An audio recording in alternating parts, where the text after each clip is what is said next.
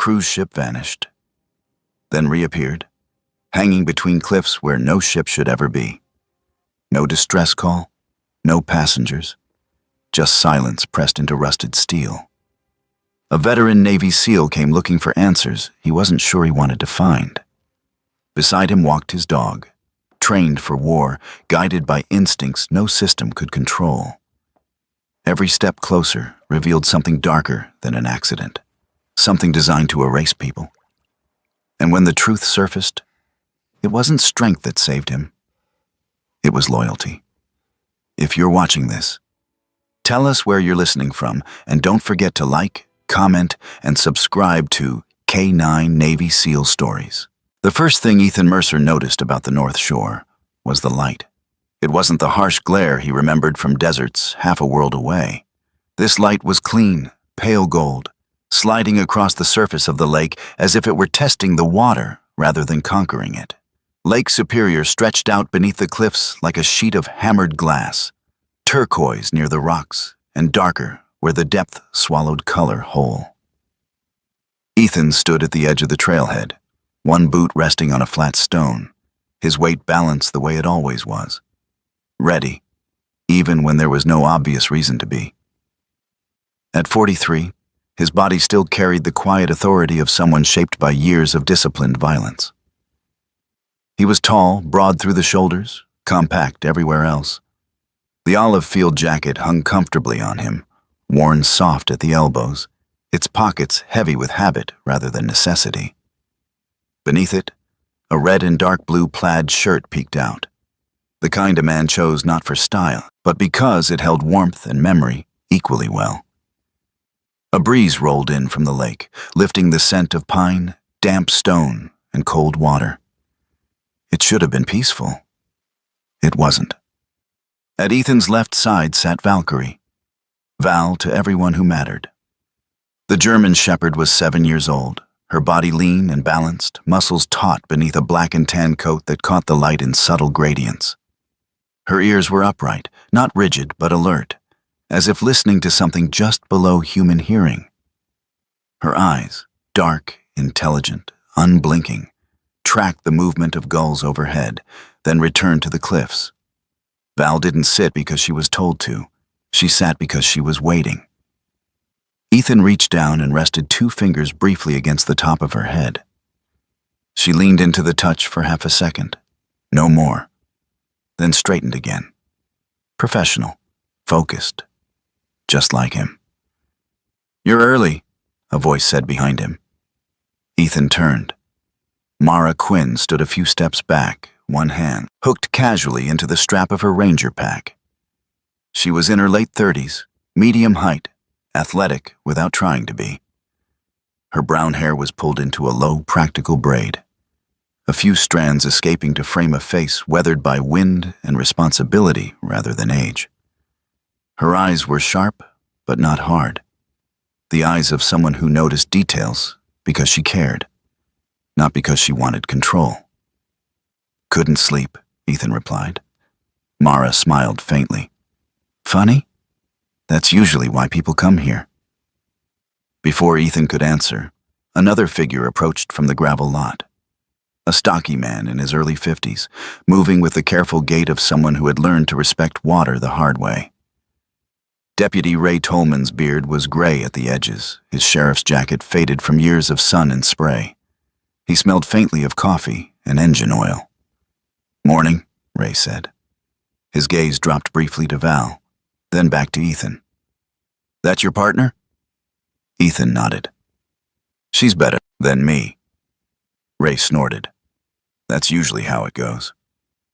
They exchanged the kind of look men shared when they both knew jokes were safer than truths. Mara got to the point. "We've got a missing person, mid-50s. Name's Paul Henriksen, local. Went hiking near Emerald Cut 2 days ago. Truck's still parked at the turnout. No sign of him past the first mile." Ethan followed her gaze toward the narrow waterway ahead. Emerald Cut. It wasn't a cut so much as a wound. A narrow channel where the lake had forced itself between 2 walls of stone, carving a passage so tight that sunlight only touched the water in slivers.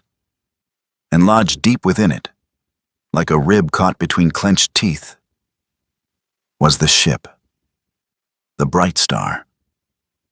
Even from this distance, the vessel dominated the landscape.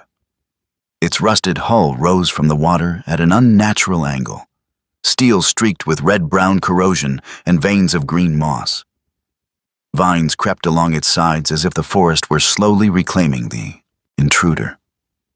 The upper decks, once white, were stained and cracked, windows dark like empty eye sockets. A relic, a monument, a mistake that refused to disappear. "Currents get weird in there," Ray said, reading Ethan's thoughts. "Blind spots, too. Sound bounces. Water pulls sideways before it pulls down." Ethan nodded. He was already reading the terrain, mapping angles and escape routes in his head, a habit he hadn't bothered to unlearn. "Val?" he said softly. The dog stood instantly.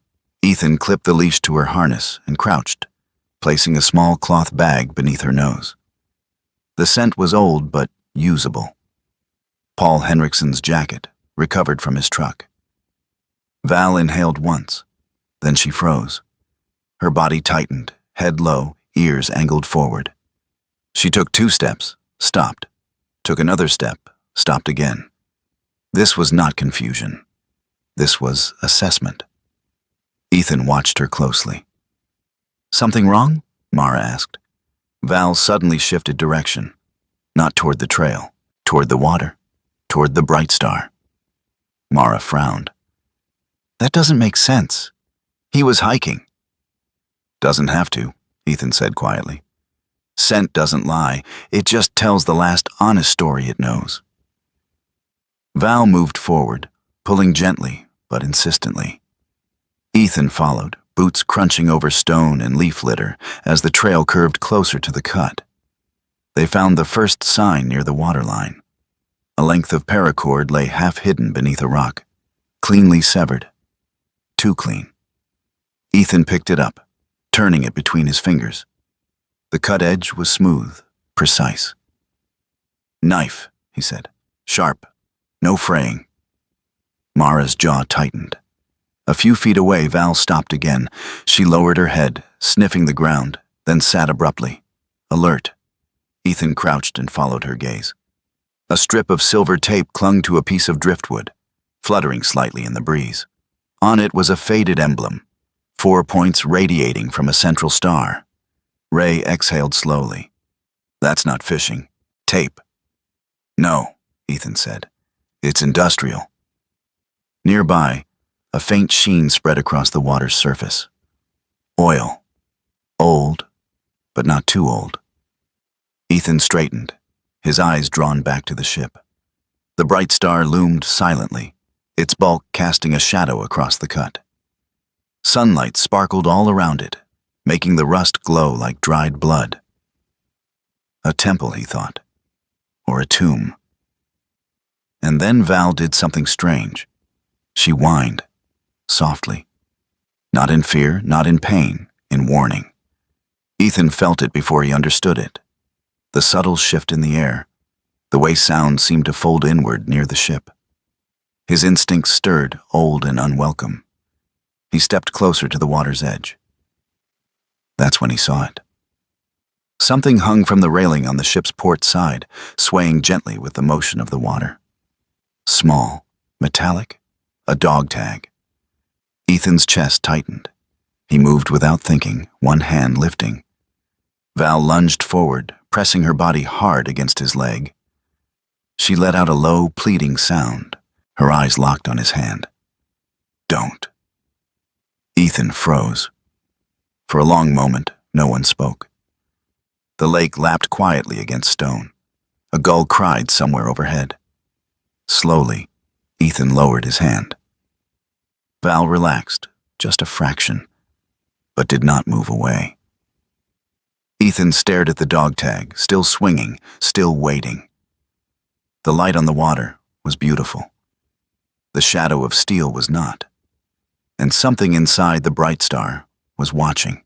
No one touched the dog tag. They stood there in the thin hush between waves, sunlight trembling across the water, the rusted bulk of the Bright Star breathing its cold shadow into the cut. The tag swayed gently from the railing, catching the light just enough to remind Ethan Mercer that metal could still gleam long after purpose had died. Ethan took a slow step back from the edge. Val remained pressed against his leg, her body firm, deliberate. She wasn't afraid. Fear had a different scent, a different tension. This was warning, measured, intentional. Her dark eyes flicked once toward the ship and then back to him, as if to say, "You see it now." Good.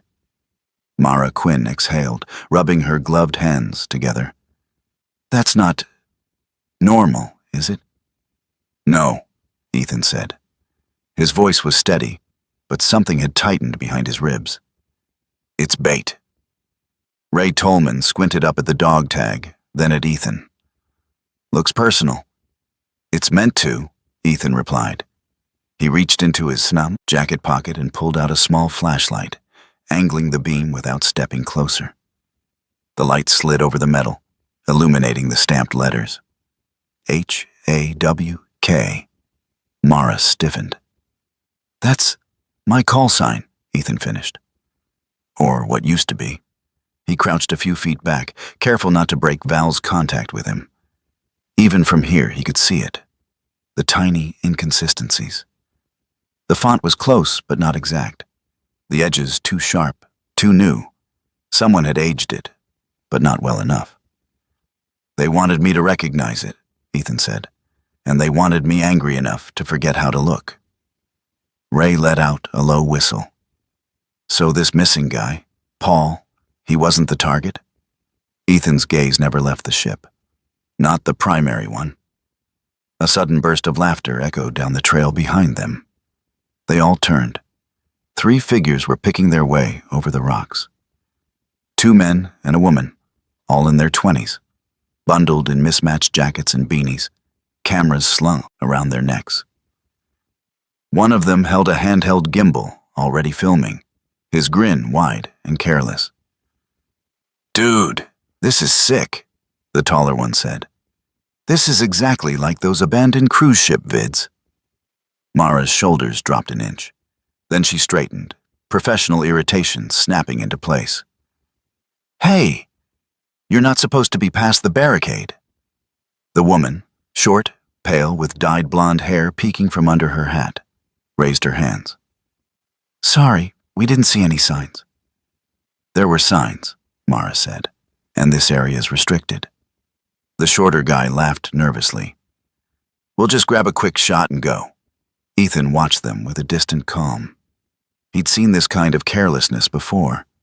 Not malicious, just blind to consequence. Val's ears flattened slightly as the group stepped closer, her nose twitching. Then it happened. A sharp clack echoed from within the Bright Star. Not loud, not dramatic, but final. Every sound in the cut seemed to pause. The vlogger with the camera stopped mid-step. You guys hear that?" Ray's hand dropped instinctively to his belt. "Everyone freeze." Mara's eyes locked on the ship. "That came from inside." Ethan didn't move. He listened. Metal remembered sound. It carried it, bent it, made it lie about distance. But that noise wasn't a gull or loose rigging. It was a door. Or something like one. Val inhaled sharply. Her head snapped toward the ship, then to the water, then back again, processing layers of information too fast for words. Her body angled slightly sideways, weight shifting to her hind legs. Not aggression. Tracking. "Get them out of here," Ethan said quietly to Mara. She didn't argue. Ray ushered the vloggers back up the trail, his voice firm but calm. The tall one kept looking over his shoulder, curiosity warring with fear. As soon as they were gone, the cut felt narrower. "Okay," Mara said once the trail was clear. "Someone was in there." "Or just left," Ray added. Ethan nodded. "Either way, They wanted us to hear it. Val moved again. She stepped toward the waterline, nose low, then paused. Her nostrils flared. She sneezed once, hard, shaking her head. Ethan felt it immediately. "What is it?" Mara asked. "Ammonia," Ethan said. "Or something close. They're trying to burn scent."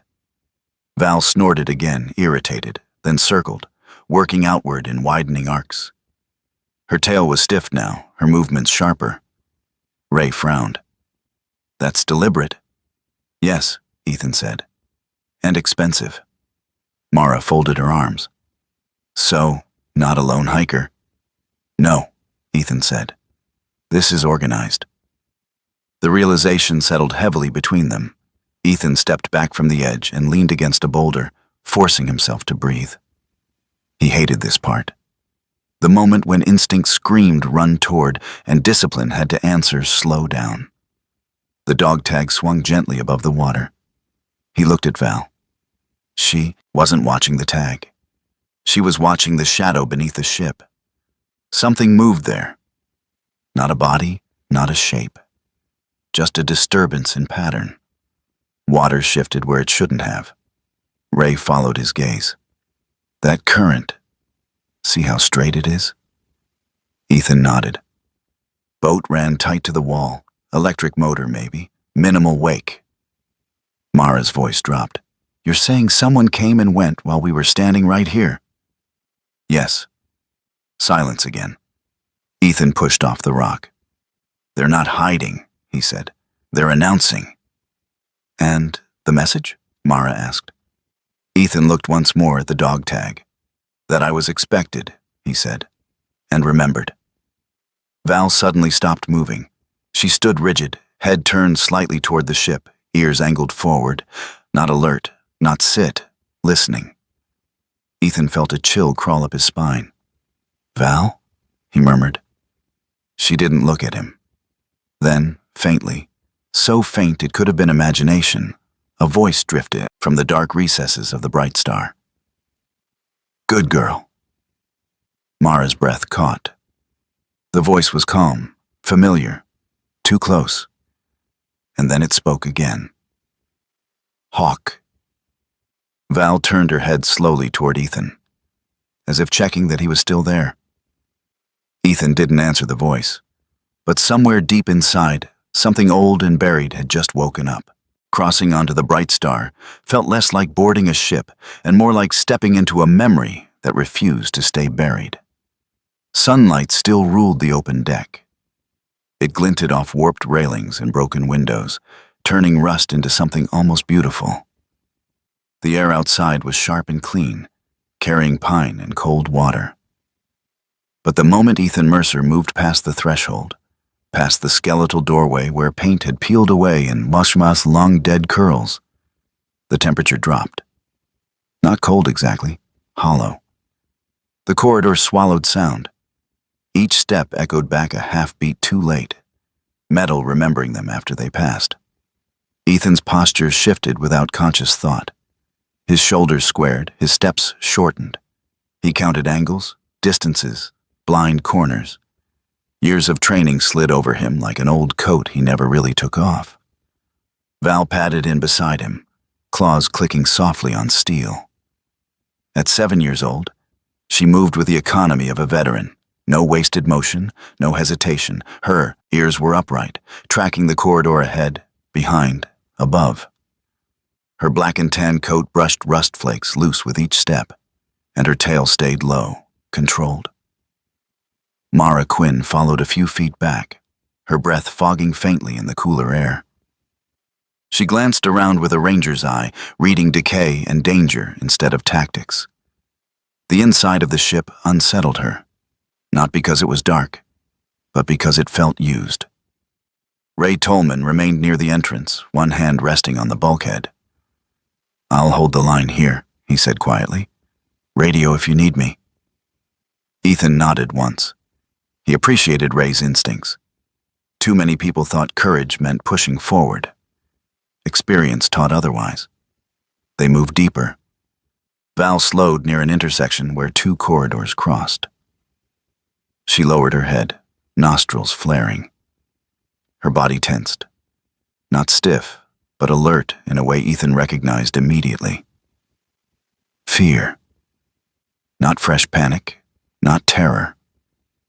This was older, heavier. Fear that had lingered, soaked into surfaces. "Show me," Ethan murmured. Val turned left, stopping in front of a steel door that had been secured with a temporary chain and padlock, newer than everything else around it. The metal shone faintly beneath grime. Mara frowned. "That wasn't here last year." Ethan crouched, inspecting the lock. Scratches around the clasp. Careless, but fast. He broke it cleanly. The door creaked open to reveal a small storage compartment. Inside, the air smelled stale, but not abandoned. A stack of bottled water sat against the wall. Protein bars, a flashlight, coiled rope, a battery pack still warm to the touch. Someone had been living here.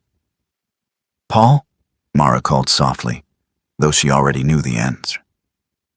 Val stepped inside, sniffing carefully, then sat, alert. Ethan scanned the room. No blood, no signs of a struggle.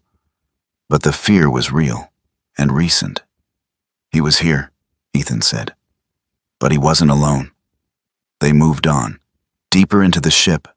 The corridor narrowed, the ceilings lowering as if the vessel itself were bowing under the weight of years. Ethan marked his path unconsciously. Scratches on the wall, a bent handrail, a loose panel. He tested the acoustics with a quiet tap of his knuckle. The sound traveled farther than it should have. Metal lied. Val suddenly sneezed. Once. Hard. She shook her head, snorting, then veered off course for a moment, her steps uncertain. Ethan felt it immediately. "They burned scent," he said. Mara's jaw tightened. "Ammonia?" "Or something close," Ethan replied. "Strong enough to disrupt, not strong enough to erase."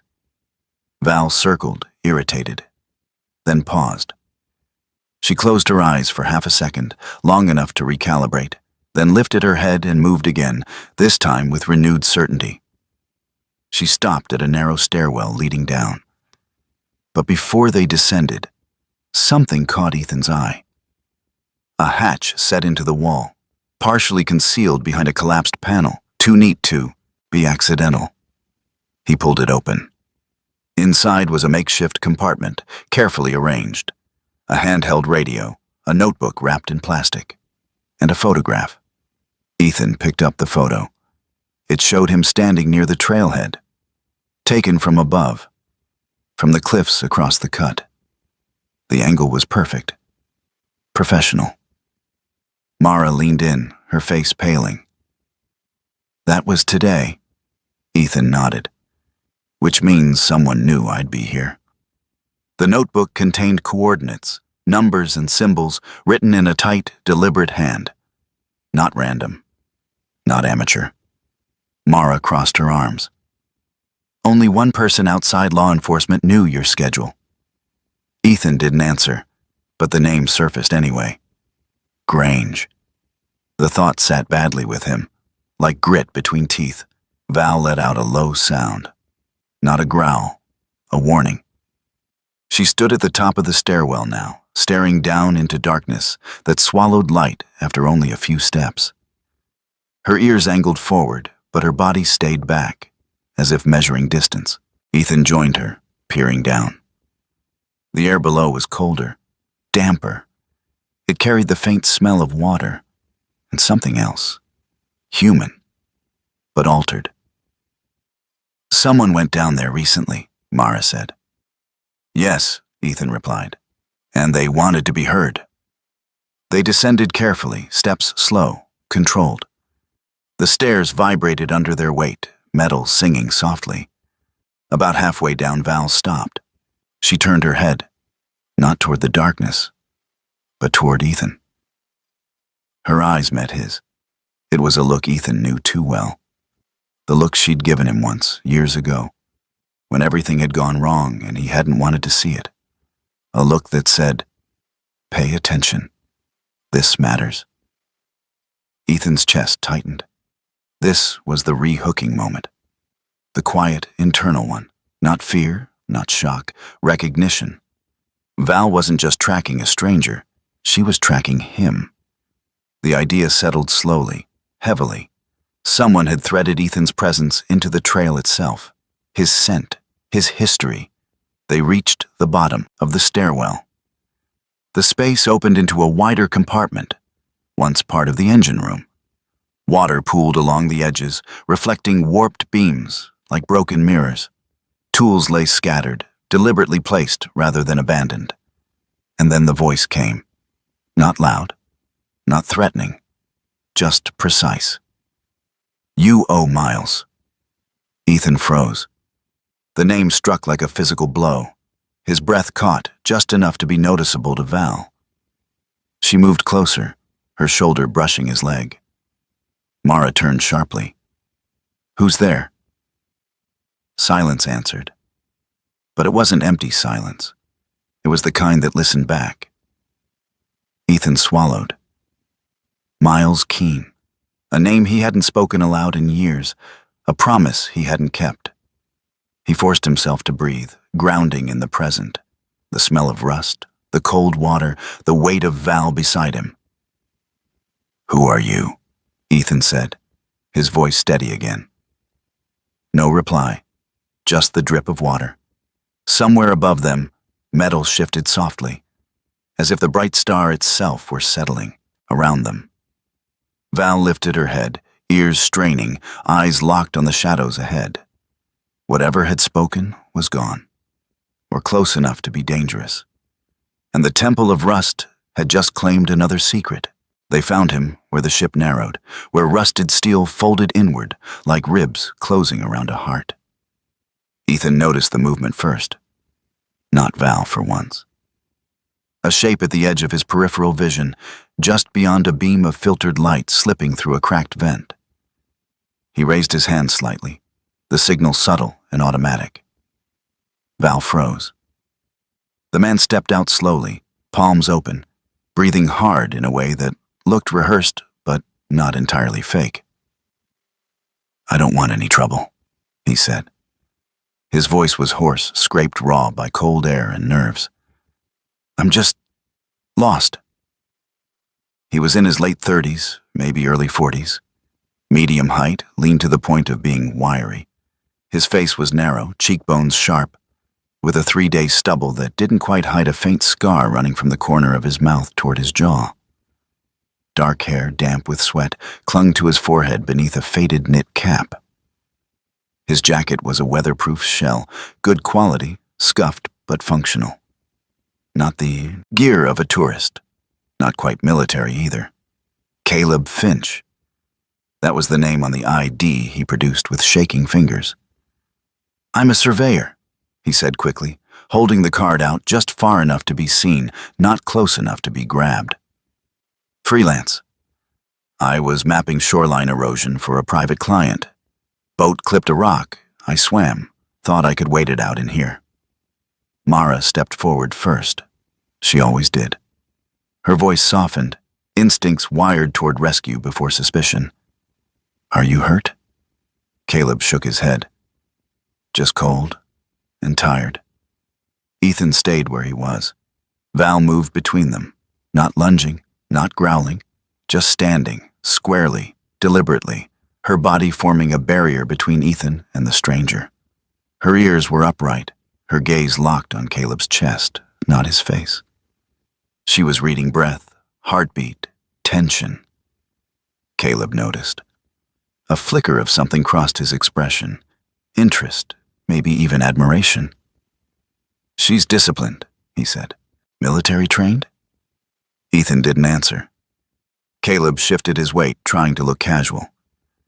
"I didn't expect company, especially not this deep in." Mara knelt slightly, bringing herself closer to Caleb's eye level without crowding him. "We're looking for someone who went missing. A hiker." Caleb's brow furrowed convincingly. "I haven't seen anyone." Val's tail stiffened. Ethan watched closely. Caleb's eyes flicked, just once, to the dog. then back to Ethan. And then he smiled. Not wide, not friendly, knowing. Metal carries sound strangely in places like this, Caleb said. Hard to sleep when it echoes, isn't it? The words landed softly, too softly. Ethan felt the reaction before he could stop it. A tightening in his shoulders, a micro pause in his breathing. Caleb saw it. Mara didn't. Sleep? She asked. Caleb shrugged. I get insomnia when I'm stressed. Guess that's normal. Ethan stepped forward half a pace. Val did not. Move. Where did you say your boat hit? Ethan asked. Caleb gestured vaguely. Near the cut. Hard to tell exactly. Ray's voice crackled over the radio from above. Ethan, I'm seeing something odd topside. Mara's head snapped up. What kind of odd? Rope marks, Ray said. On a railing near the bridge, fresh. Ethan's jaw set. He looked back at Caleb. Take off your gloves, Ethan said. Caleb hesitated, just long enough to matter. Then did as he was told. Dark bruises ringed his wrists. Not scrapes, not abrasions from swimming. Pressure marks, restraints. Mara inhaled sharply. Caleb, who tied you up? Caleb's gaze dropped. His shoulders slumped, as if the truth weighed more than the lie. It's not what you think. Ray's voice cut in again. These aren't panic marks. Whoever tied him knew what they were doing. Val let out a low, steady sound. Not a growl, but a warning vibration that Ethan felt through the soles of his boots. Caleb swallowed. I didn't come here to hurt anyone. That wasn't the question, Ethan said. For a moment, it felt like the truth might surface. Then it slipped away. A distant clang echoed through the ship. Metal on metal. Not close, but moving. Ethan turned instinctively toward the sound. That was the mistake. It didn't take violence. It didn't take speed. It took knowledge. Somewhere above them, a figure moved through the bright star with the confidence of someone who had walked her corridors before. They knew which ladders didn't creak, which doors caught sound, which turns swallowed footsteps. By the time Ethan realized what was happening, it was already over. Ray's voice came through the radio again, sharp and urgent. Ethan, someone just passed the bridge. They're heading out. Stay on them, Ethan said, already moving. But when they reached the upper deck, the space was empty. The door to the captain's cabin hung open. Inside, drawers had been opened with surgical efficiency. Nothing smashed, nothing scattered. The Pelican case was gone. The black, watertight case that held the photos, the notes, the radio logs, the fragile spine of their evidence. Mara stared at the empty spot where it had been. No. No, no. Ethan crouched, scanning the floor. Something silver caught the light. A strip of industrial tape lay pressed flat against the steel, deliberately placed. On it, the same four-pointed star. A signature. They were never running, Ethan said quietly. They were timing us. Mara's hands curled into fists. Without that case, we have nothing solid. No chain of custody, no proof. Ray joined them, breathless. Boat took off low and tight along the wall. I lost visual in seconds. Ethan straightened slowly. Val had moved to the railing. She stood there, still as stone, eyes fixed on the water below. The surface rippled, just slightly. A straight line cut through the turquoise, closer than before. Mara whispered, If we can't prove this, they'll close it, Ethan finished. Fast. Val's ears tilted forward. Not toward the ship, toward the lake. Whatever was watching them wasn't finished. They didn't return to the Bright Star that night. The ship stayed where it was, wedged between stone and water like a scar the land refused to heal. But the people stepped away from it. carrying something heavier than evidence loss. They carried failure. And for Ethan Mercer, failure had a taste he knew too well. The ranger station parking lot was quiet, washed in the pale blue of early evening. Ethan sat on the open tailgate of his truck, elbows on his knees, hands clasped loosely as if he were afraid of clenching them too hard. The olive field jacket hung open now, unbuttoned, making him look less like a man on duty and more like someone who had forgotten why he came. Val lay at his feet. She wasn't asleep. Her head rested on her paws, ears half raised, eyes tracking him from below. The German shepherd's body was relaxed, but not disengaged, like a sentry at rest, still counting breaths. Her coat was dusty with rust flakes and lake grit, black and tan dulled by the day's work. She had earned her quiet. Ethan stared at the ground. He kept replaying it, not the theft of the Pelican case, but the moment before it. The choice. The instinct to turn toward movement instead of anchoring the room. A fraction of a second where he'd trusted experience instead of suspicion. You should have known better. The thought came uninvited, sharp and familiar. He dragged a hand over his face, fingers catching in his beard. The motion revealed the faint tremor he usually kept buried. It wasn't fear. It was something older, heavier. Survivor's guilt didn't scream. It waited. Val shifted, stood, and placed her head gently against his knee. Ethan closed his eyes. The memory came anyway. It had been raining that night, hard.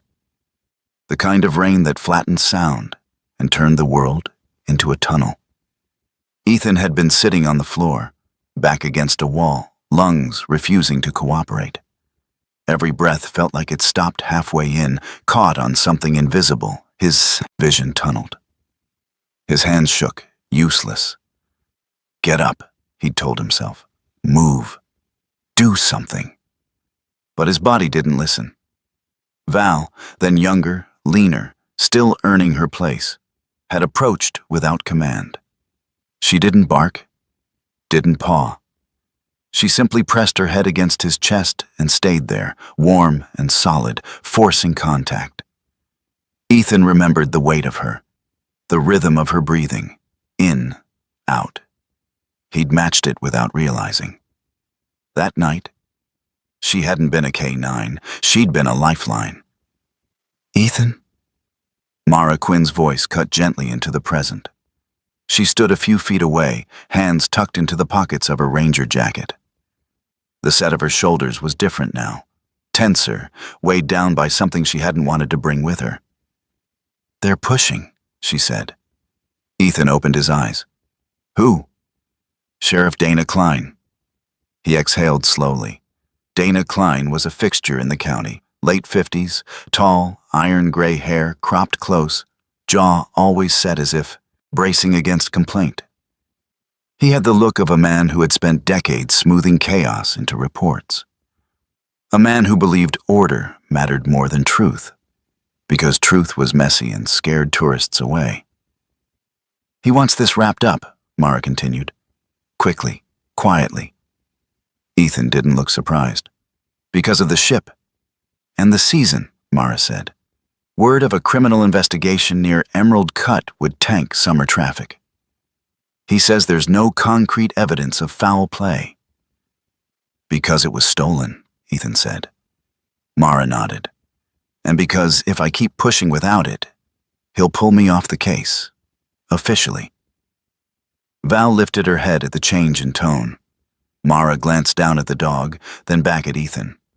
I'm not saying I agree with him. I know, Ethan said. But he outranks you.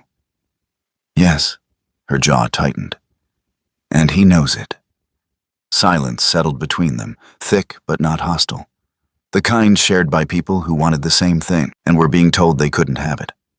A car pulled into the lot. Ethan looked up as a compact gray sedan rolled to a stop nearby. The driver's door opened and a woman stepped out, moving with quick, economical confidence. June Park.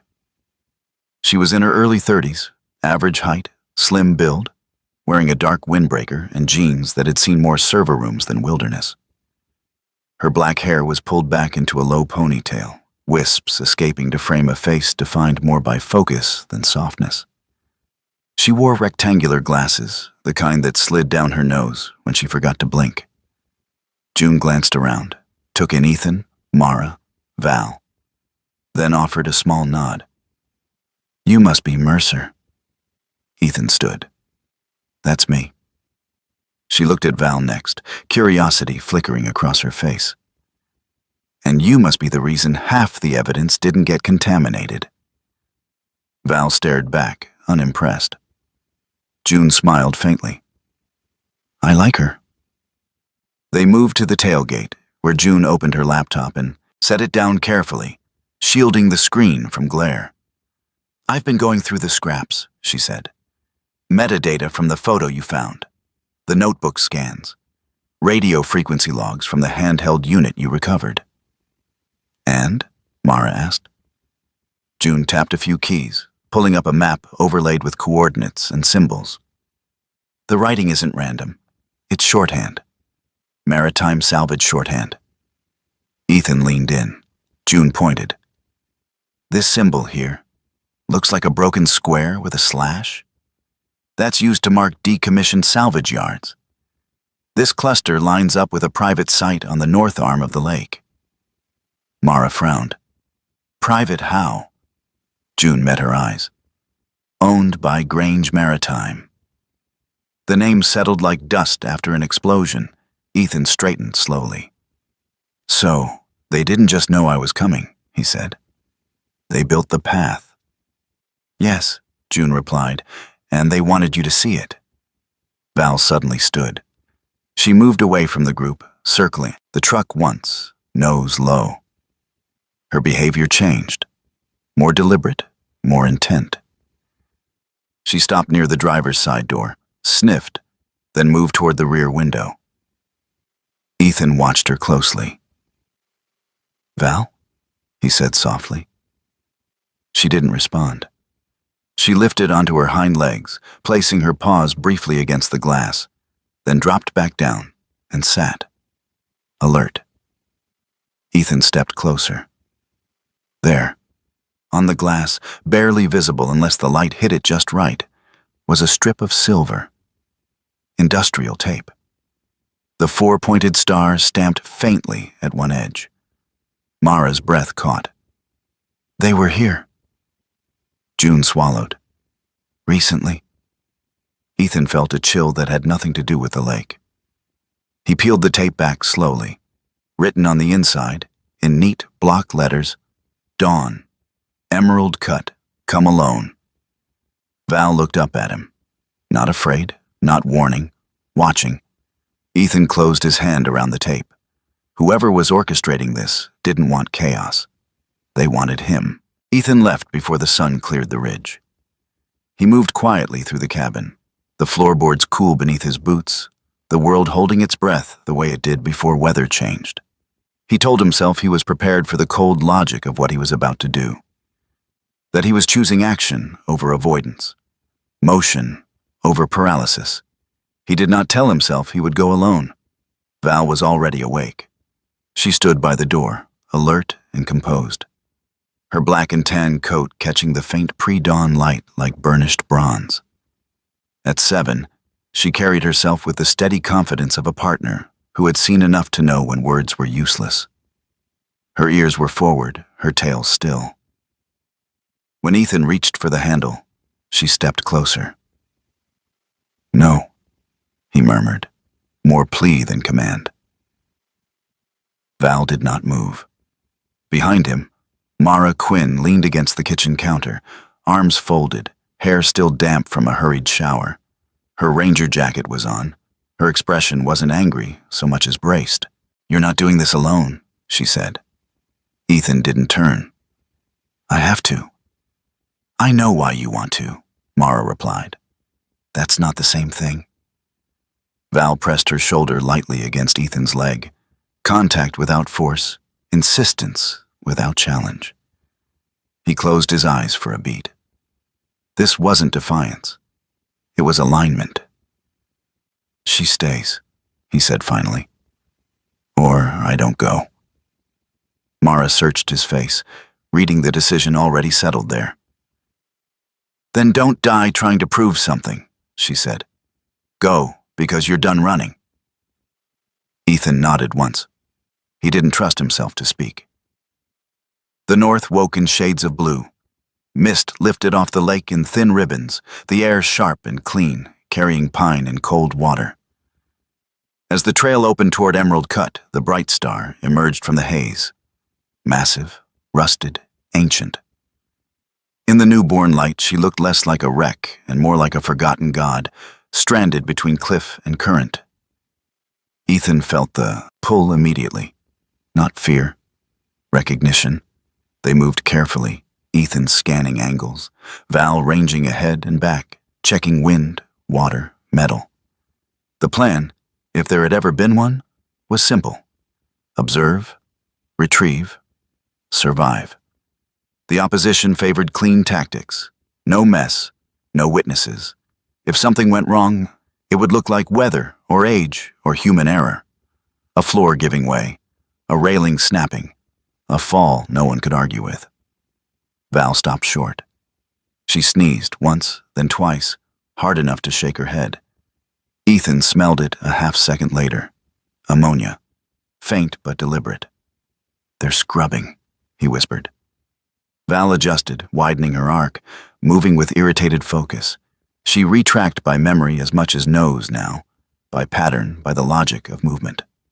Ethan followed her lead, boots light, breath controlled. Inside, the ship answered with its familiar deceit. Metal echoed and folded sound, turning distance into illusion.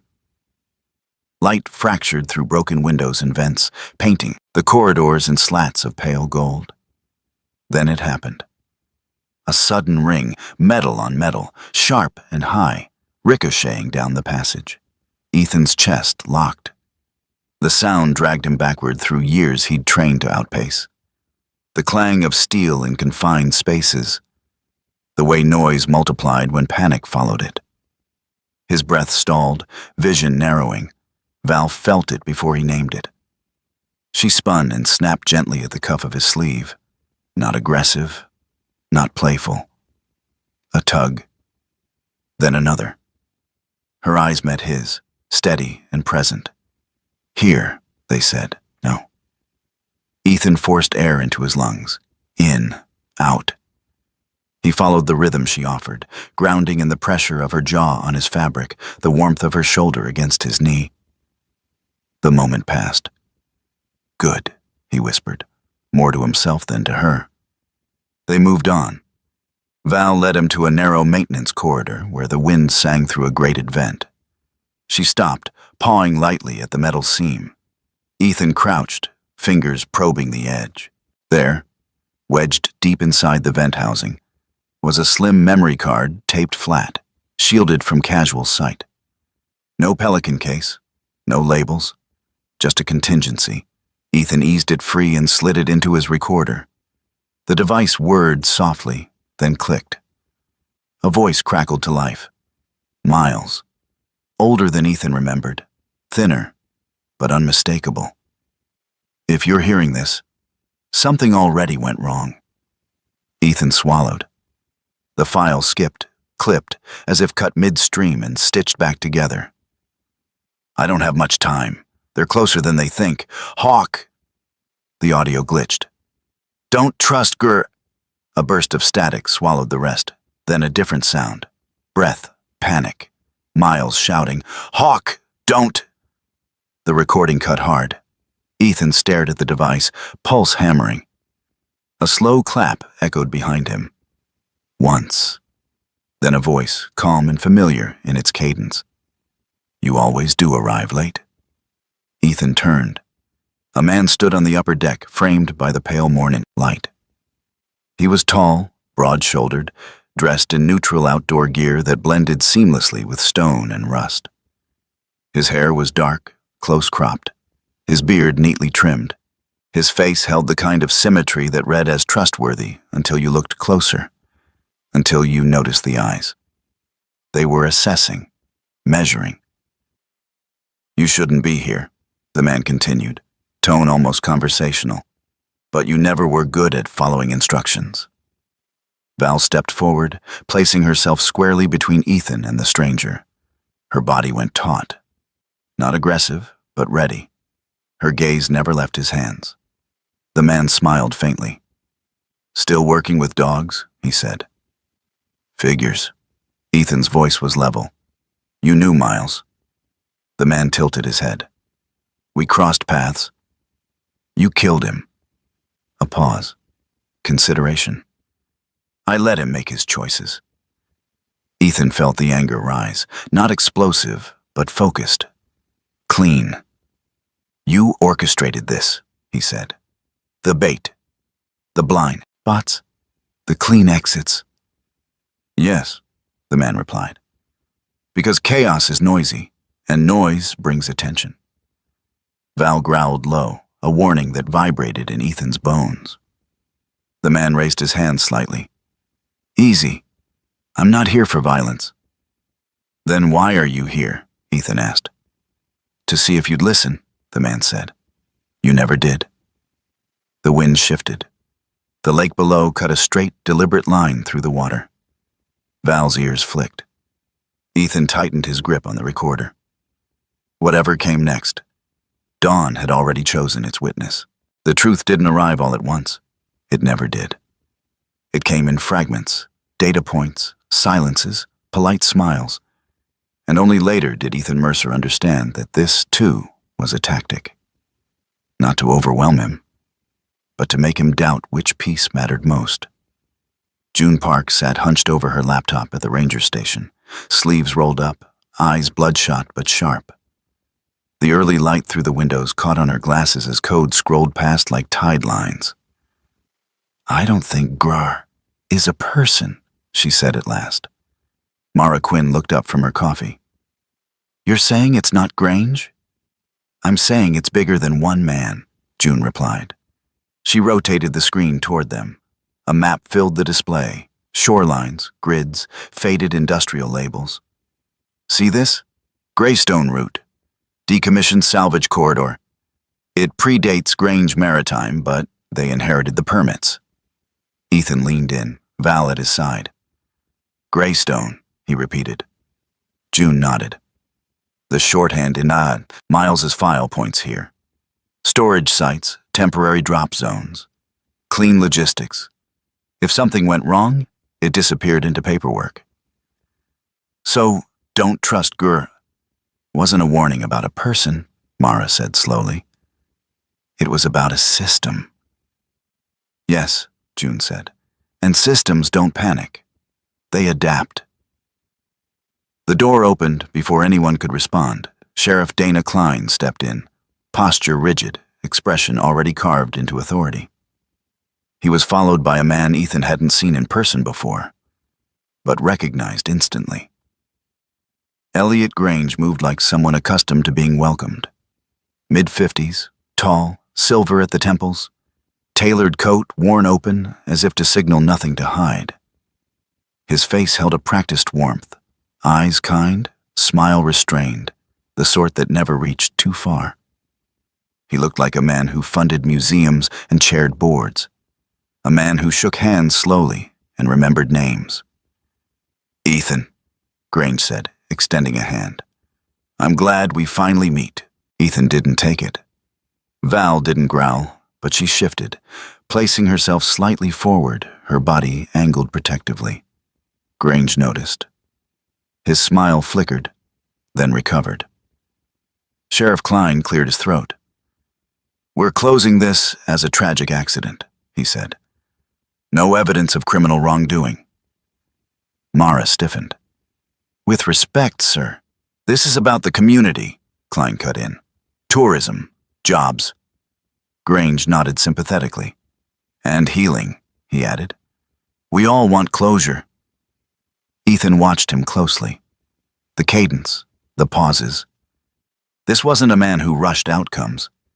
This was someone who let others exhaust themselves. "We're willing to cooperate," Grange continued. Share resources, fund safety improvements, whatever helps everyone move forward.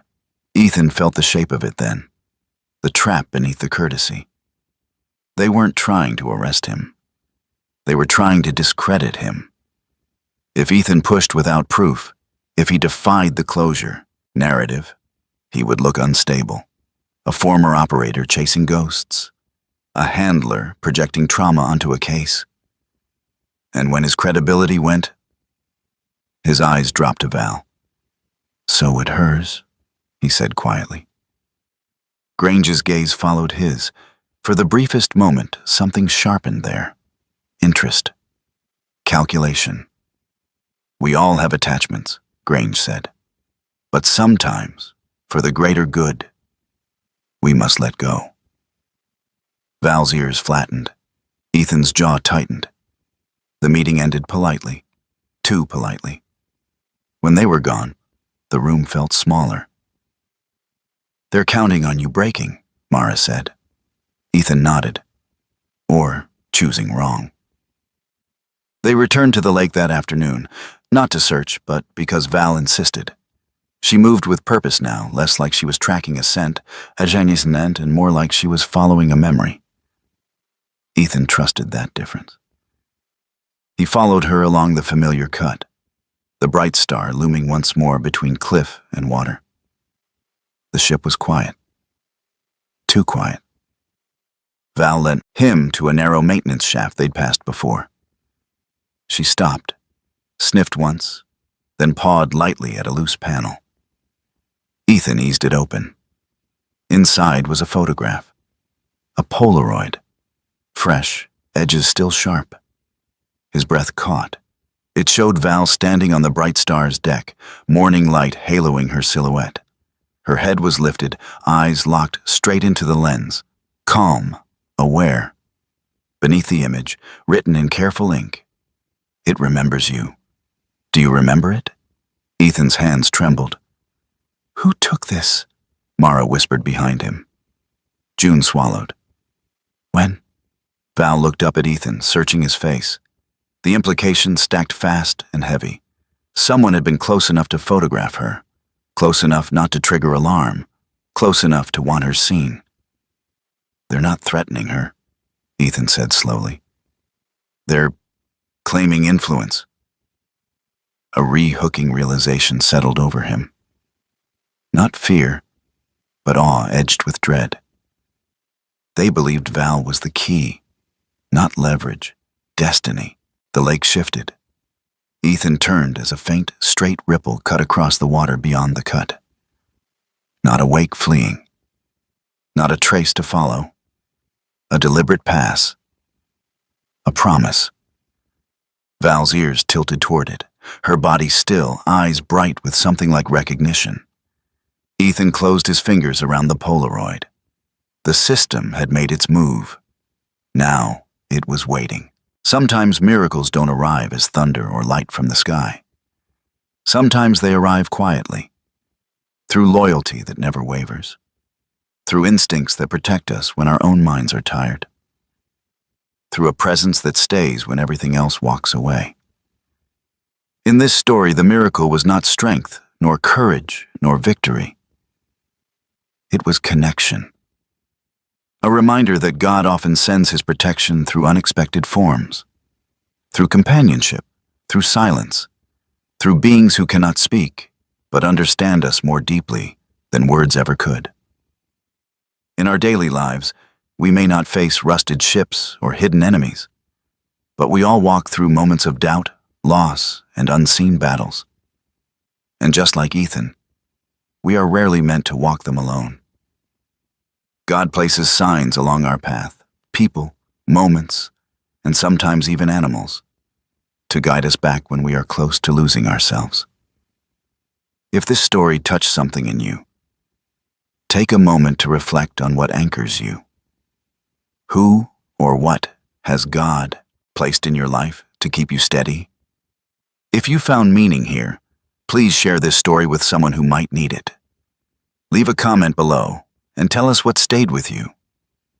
And if you want more stories of loyalty, faith, and the unseen bonds between humans and dogs, consider subscribing to this channel. May God bless you, protect you, and walk beside you, especially in the moments when the path feels unclear.